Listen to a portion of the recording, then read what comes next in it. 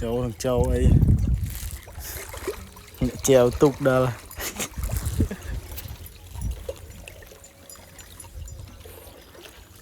sân nẹp bong lược treo là tất treo mình tắt mình còn lược tập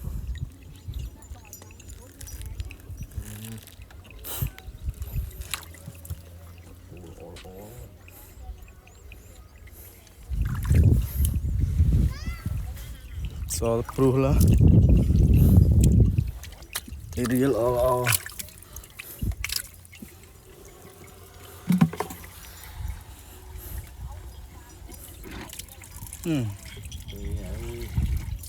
bọc em pi bọc mà pi của ông mà dân anh pi bán